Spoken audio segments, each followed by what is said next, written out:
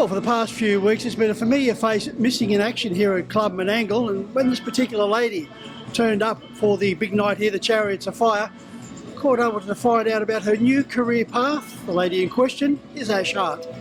Well, Ash, nice to catch up with you. As I mentioned in the introduction, you've been missing in action for a while, but with a very good reason, you've decided to take a break from harness racing, pursue another career.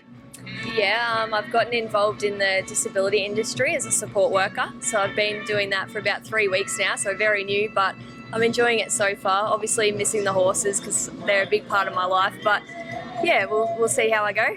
Whereabouts are you based?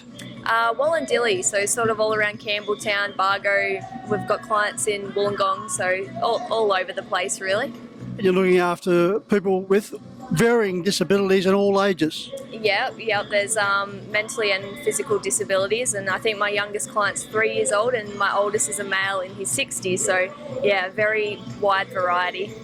It's becoming a very important industry, looking after people with the disabilities, and it's also an industry that's been growing with the introduction of people now looking to horses for assistance.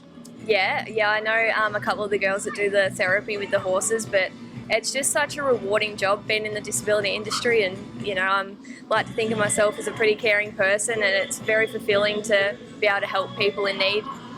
There's quite a number of people involved in harness racing who are doing exactly what you're doing. Josh Aiken, for one, has turned away his career for a while to concentrate on that, and we've heard from Ellen Rickson about the fact that she's now working with people with the disabilities but with the horses. Yeah, that's very interesting. That's probably something that I'd like to get into eventually. I feel like, obviously with my love of horses, and I love caring for people, so yeah, we'll see. Ash, was it a difficult decision to make because you've been involved in harness racing virtually all your life? Yeah, definitely. I've been bred into the horses, and I've been in Sydney for 9 years and doing harness racing full time, so it was a difficult decision, but it did take me a few months to decide on what I wanted to do, but hopefully I might be back to the horses at some stage, but yeah, I'm really enjoying the disability at the moment. One thing I've always learned about people in harness racing, never say never, because they end up being like boomerangs. They certainly return. Yeah, when it's in your blood, it's sort of hard to stay away. So yeah, I'm sure I'll be back at some stage. Let's have a chat about your career. Nearing 100 winners. Yeah, I had some good opportunities when I was driving, and I got to work for some really great trainers, and I'm very thankful for everyone that gave me an opportunity when I was driving. Let's have a look at some of those trainers, because you've got a very impressive resume.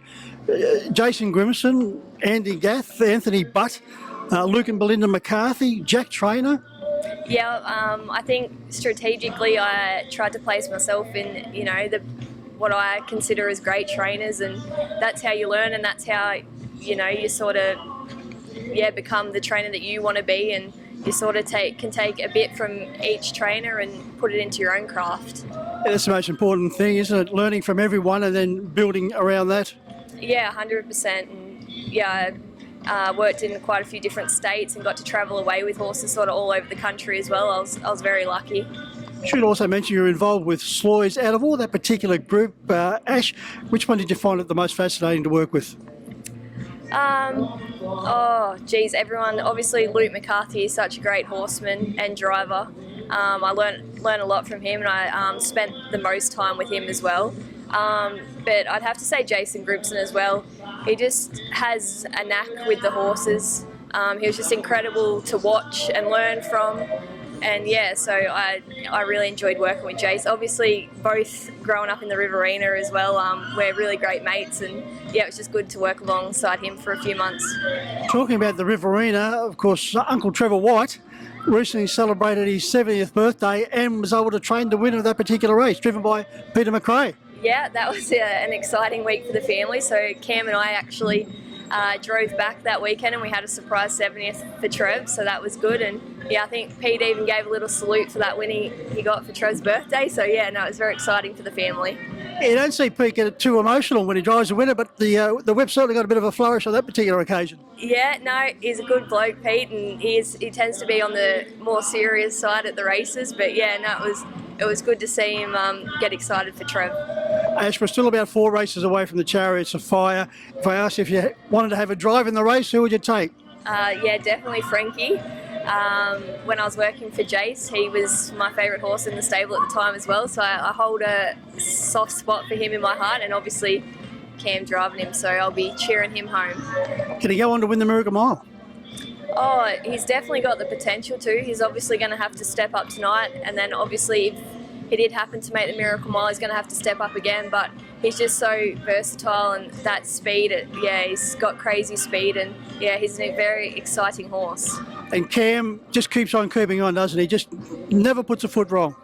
No, I'm very proud to be his sister, and he's always done us proud, and not just from his driving career either, but just from the kid that he's become. I know I might be a bit biased, but just how humble, and he's got time for everyone, and I'm just so proud to be his sister. Well, Ash, we've sort of been proud of having you involved in harness racing. Congratulations on your career path you're going down now. Well done on what you achieved in harness racing. And as we said, never say never. Hopefully we'll see you back again. Yeah, I'm sure I'll be back. Thank you.